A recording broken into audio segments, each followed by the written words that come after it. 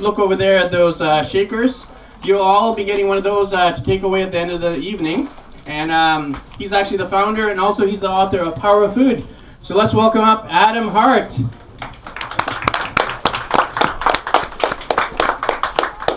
Hello, everybody. So who here is having a good time? Throw your hand up, give me a big yes if you're having a good time. Yes. Awesome, right on. So my name is Adam Hart, and I am the author of The Power of Food. Happy to say it's a Canadian best-selling book. Came out in June of last year, doing really well. Also the creator of Raw Energy that hit grocery stores in November. And as Ricky mentioned, everybody here is going to get a chance to walk away with one of these shakers, and I'll share a little bit more about what those are. But if you're excited about that, how about another big oh yeah for that one? Throw your hands in the air, oh yeah. Oh yeah. Oh yeah. Right on, super cool. So I have a history of being very unhealthy. That's kind of how I got into this whole world of food and becoming a foodie. Right from a very young age, I was given food as a reward. What kind of foods do you think that meant I ate when I was a kid? Chocolate. Lots of chocolate. What else? Chips and pop. Chips and pop. Ice cream. Ice cream. If me and my sister, we behaved, where did we get to go eat? McDonald's. Yeah, we get to go eat McDonald's. And that, kind of set me up for a very poor relation to food. As I got older and put myself through high school and university, I actually worked at a place called Pizza Hut. Anybody ever heard of Pizza Hut? Throw your hand up in the air and say yes. So I actually worked my way up to being a shift manager of the Pizza Hut. What do you think that means? A lot of free food. Unlimited access to as much pizza as I wanted to eat. And I took advantage to the point where I was 40 pounds heavier than I am now. And at 26 years old, I'm 41 now, at 26, I was diagnosed as pre-diabetic. And I was put on high cholesterol medication. At the same time, I also had what was called fresh fruit syndrome. Anybody ever heard of that one before? Throw your hand up and let me know if you heard that one. What is it? Nope. Yeah, I didn't think so. Fresh fruit syndrome. Food allergies. Who here knows somebody with food allergies? Say yes. Yes. Yeah, most of us do, right? I have food allergies to apples, peaches, pears, plums, carrots, celery, all different mixed nuts. I'm happy to say now, no more food allergies. Back then, a lot of them were anaphylactic food allergies. How did I do it? Well, that's a long story. In my book, The Power of Food, I actually walk through all those steps that I did and to overcome not only the food allergies, but also the high cholesterol, how I got my weight back down. And it all was actually this whole model that I teach and I've been teaching now for 10 years, which is all about not restricting ourselves. It's all about what do we add into our lives? What do we bring in that makes us feel healthier and happier without having to eliminate?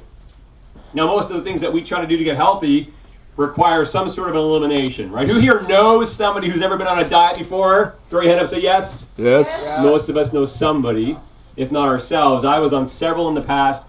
And every diet I'd ever been on in the past always led me to feeling frustrated, guilty, and led to failure of some kind. Maybe not for everybody, for most of us, that's the experience.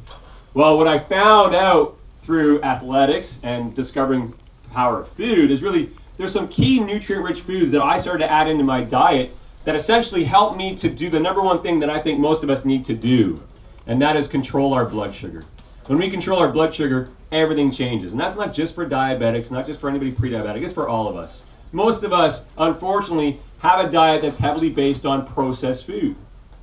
And as soon as you eat most of the foods that we tend to eat, they spike our insulin and give us a crash. So you have these big, huge mid-afternoon crashes. Who here would love to have more energy? Throw your hand up and say yes. Yes. Yeah, and I do hundreds of presentations every year. That's the number one thing people want more of is energy. Well, I'm the energy guy. I'm going to make this very easy for you. So today, we're actually going to walk through the 5 awesome tips for eating at a restaurant and making that healthier. You guys want to hear more about that? Say yes. Hell yeah. All right, top 5 awesome tips for eating healthy at a restaurant. Number 1,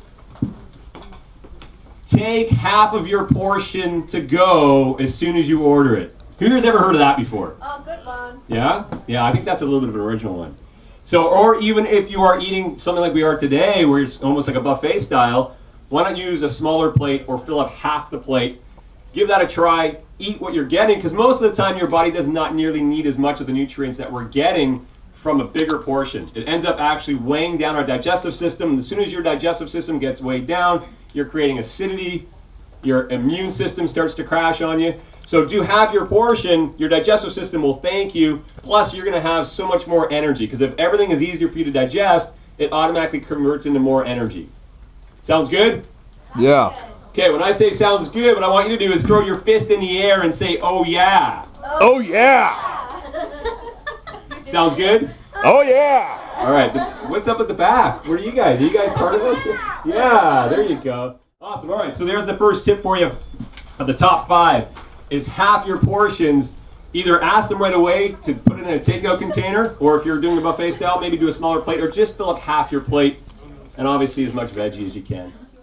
Okay, number 2. Who here has ever been to a restaurant, by a show of hands, and as soon as you sit down, they give you a bread basket? Oh yeah, most of us. I don't know if it's happening as much as it used to, but it's still happening quite a bit. Now that's a very, very dangerous thing for us to see as soon as we sit down. Why do you think that is? To fill us up. I mean, it's definitely given to us because as soon as we eat it, what happens internally for you? You're full. Yeah, you're full, but how do you feel? You feel full, but you actually feel happy. Now, as soon as usually you go to a restaurant and you're hungry, so you get bread right away, all of a sudden you're, oh wow, this is great, exactly what I need, I'm hungry, so you eat it. But there's a chemical reaction that's happening, especially with carbohydrates inside the body, that acts almost like instant euphoria. You eat that, it spikes your adrenals, and then you get a crash eventually, but by this point you're already eating your meal. So we're taxing our digestive system even further if we're having bread before the meal or even during the meal. So, tip number 2, try and avoid that bread that comes at the beginning of a meal. And if you're having bread during the meal, maybe cut it in half the next time you go out for dinner. Okay, number 3. Okay, this one's really cool. This one I started doing quite a while back, and people thought I was really crazy and really strange for doing it. But what I love to do is I'm a sweet guy. I do love the sweets, even though I know as much as I know about nutrition, and most of the sweets I eat now tend to be healthier options. But when you go out to eat and you want dessert, is the dessert you're about to eat healthy for you? No, very rare. I mean, today we're very lucky. We get some nice vegan chocolate pudding and some other ones. But usually when you go out to eat, it's heavily processed, high sugar-based sweets. And I still love them. But what I highly recommend is if you think you're going to order a dessert, or you are, order it at the same time you order your meal. Have it come and have it sitting there. So what does that do for you if the dessert is sitting there while you're eating your dinner? Any idea? Exactly. So now all of a sudden your plate of food, which is usually a large plate of food, is sitting in front of you. If your dessert is there, you're going to consciously be thinking, okay, well, I want to save room for my dessert. Usually what happens is, the dessert's not there, we shovel in the entire meal, and then we think about, oh, I'd like to have some dessert. So now the dessert's there, so if you're being mindful about it, you won't eat nearly as much. You'll have some leftovers for lunch the next day, plus you get to enjoy your dessert. Tip number 3. Sounds good? Oh yeah. Is that a good one? That is. I thought that was a great one. I'll tell you guys that one. Okay, tip number 4. This one's a big one because most of us don't realize this, but when you sit down for your meal, as we have already today, it's important to not drink too many liquids. Why is it important to not drink too many liquids during your meal? It waters down your digestive system. Awesome. So it actually waters down your body's ability to digest its food, your digestive enzymes. These are key. These are the sparks of life, and it actually is what helps break down the 3 key macronutrients, which are fats, proteins, carbohydrates. So the more liquid you have in there, the harder it is for your body for digestion purposes. Now, I'm not suggesting that you shouldn't drink water with your meal. Just be mindful, maybe just have a couple small sips. 30 minutes before, 30 minutes after, go for it, but the time before the meal and after the meal and during the meal, those are key times for your body to be using its digestive enzymes to break all that food down. Now, usually when you have dinner, what are you drinking? Most of us. Alcohol. Beer, yeah, alcohol of some kind. Coffee, maybe tea, that's cool. Iced tea. Iced tea, yeah, pops, a lot of soda pops, maybe some juice.